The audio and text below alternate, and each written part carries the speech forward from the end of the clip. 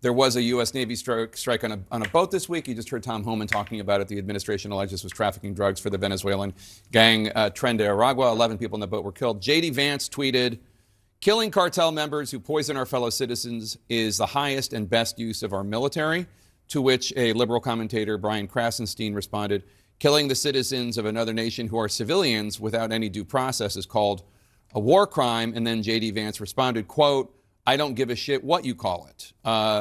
Scott Jennings, thoughts? Well, I'll give you my political view of how I think most Americans are going to view it, and most Republicans certainly, and that is that societal decline is a choice. And when you let people come into the country by the millions, when you let drugs flow over the border and you just say, well, let's just get them here and then see how the bureaucracy sorts it out, most people want a more aggressive response. Societal decline is a choice, and they see this illegal immigration problem and this drug flow problem as part of overall societal decline, and they are hoping and looking for and happy with Trump and Vance taking a muscular response to this. Well, so wait, I want to read something that Senator Rand Paul said and come right to you because you used to work at the Justice Department under Biden. Senator Rand Paul, a Republican from Kentucky, said, "JD, I don't give a shit Vance," that's his words, not mine, it says, "killing people he accuses of a crime is the highest and best use of the military.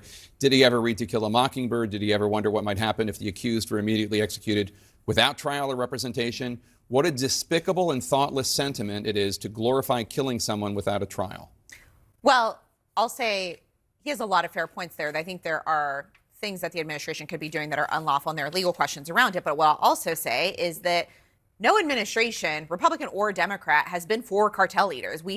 Everyone has worked to arrest and extradite cartel leaders. But the way that they've done it successfully in the last administration, they had a dozen cartel leaders from the Sinaloa cartel that they extradited or arrested, is through the help of that country. And you have to have the intelligence from that country in order to arrest and extradite people. Once you start going around and killing people without coordination of a country, that intelligence often stops. And that is the last thing the Americans want, is for that to stop. I just don't know how you get intelligence from a country like Venezuela. Yes. I mean, how? You have to stop their operational capabilities, number one.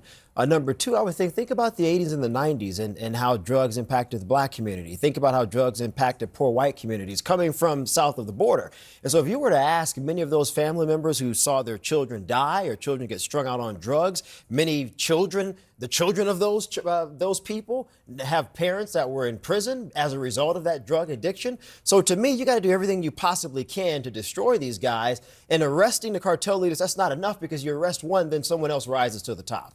What do you think about this strike? Well, I mean, I think we all want drugs kept out of our country, and we should be firm on that. I also believe that in America, you get due process, and just being accused, I haven't seen any solid evidence, and I look forward to having a full confidential briefing in Congress. We deserve it. These are transnational terrorist organizations. We have to stop thinking of these people like they are just jaywalkers.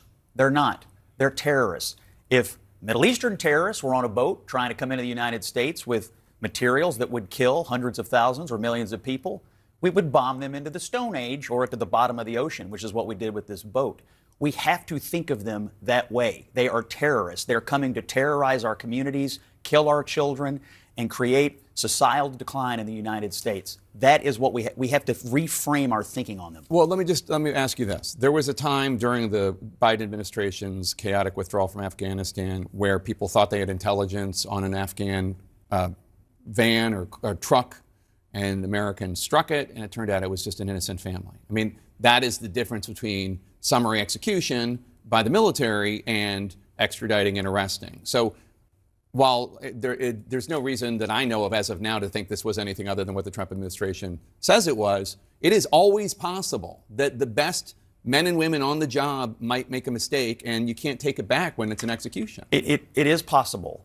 But at the same time, if you have faith in the military and faith in our intelligence services and faith in the people running them, and I do, then you have to trust that when they say, look, here comes a boatload of drug dealers who are coming to terrorize our communities. I mean, at some point, this is why we elect governments, and this is why those governments have military and intelligence structures to perform these kinds of operations. And I think the American people have been crying out for some kind of more muscular response, and they're willing to take the risk if it saves lives. I agree on the muscular response. I think there needs to be a muscular response, and I think that every administration should have done that, and I think the last administration did that, and there was more that they could do. With that said, is if you start going off and killing people, the intelligence stops. And it's not just from Venezuela. That's not the only place where we get our intelligence. We get our intelligence from our allies. And that is critical intelligence in arresting and extraditing people and holding people accountable at the end of the day. You made the point that we would work with allied countries in order to arrest these individuals. And we Venezuela is not an allied country country at all. I know, but we all. get our intelligence from the other reality places is, besides Jake, Venezuela. the reality is, if you're going to have an unfortunate casualty, consider the fact that millions of Americans since the 80s have died as a result of drug addiction, overdosing.